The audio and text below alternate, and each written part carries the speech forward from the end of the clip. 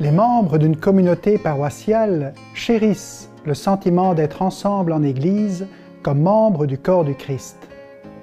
En tant que communauté de croyants et croyantes, nous sommes rassemblés par notre foi en Jésus-Christ. En paroisse, nous sommes nourris spirituellement par l'Eucharistie, la liturgie de la parole et par le fait même de nous rassembler en communauté. À la fin de la messe, nous sommes envoyés avec l'invitation d'aller dans la paix. Ce n'est pas un simple appel à ramasser nos effets et à rentrer chez nous jusqu'à la prochaine fois. C'est plutôt un envoi pour demeurer chaque jour en mission. Nous sommes appelés à vivre l'Évangile au sein de nos communautés et à en témoigner au quotidien dans nos familles, au travail et dans la société entière. D'une part, une communauté paroissiale s'édifie de façon interne et cherche à promouvoir une croissance spirituelle et sociale. D'autre part, la communauté paroissiale est ouverte vers l'extérieur et les paroissiens et paroissiennes cherchent à offrir un soutien aux gens qui vivent en dehors de leur cercle immédiat. Certains groupes paroissiaux font partie du plus grand groupe qui contribue au bien-être sur le plan spirituel, politique et social. L'Église insiste depuis longtemps sur l'importance de prendre soin des gens à la fin de leur vie.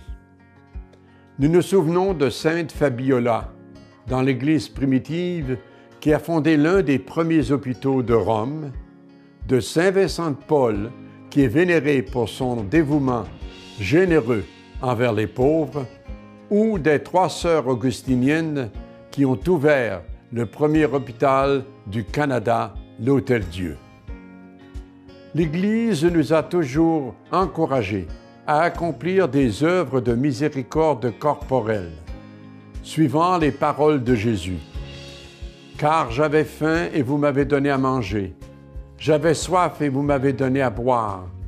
J'étais un étranger et vous m'avez accueilli. J'étais nu et vous m'avez habillé.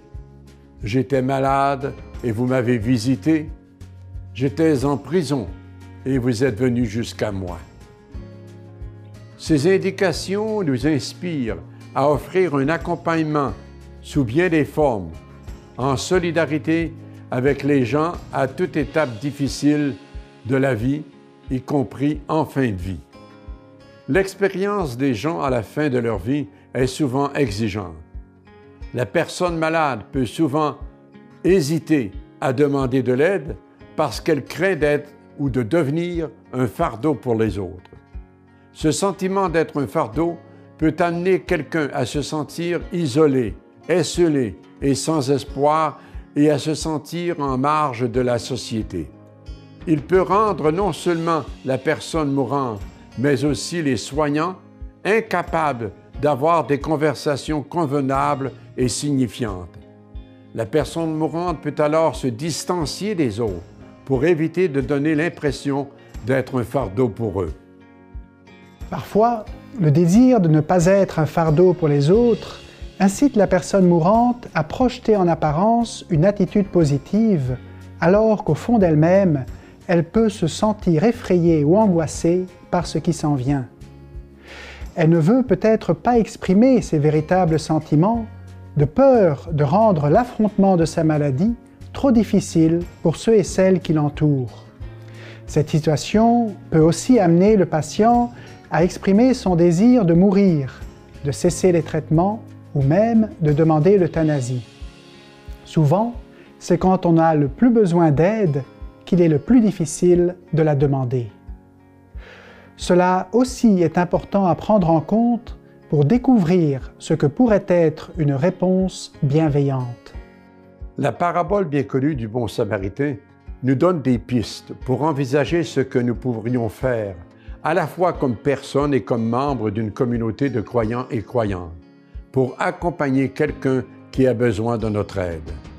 Une manière concrète de nous engager est de joindre notre voix à celle des personnes et des groupes qui réclament un meilleur accès aux soins palliatifs et aux soins de fin de vie, afin d'offrir à nos êtres chers un environnement qui favorisent le respect de leur dignité au cours des dernières étapes de leur vie.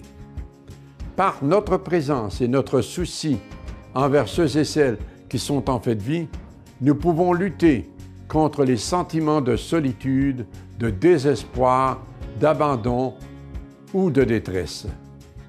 Comme membres du corps du Christ, nous sommes appelés à prier pour les malades et les aider sur le plan spirituel et de manière pratique. Nous pouvons les rassurer qu'ils ne sont pas seuls. Le sacrement de l'onction des malades est une manière concrète pour l'Église de nourrir et d'apporter une grâce spéciale à une personne qui fait face à une maladie grave ou qui est en fin de vie.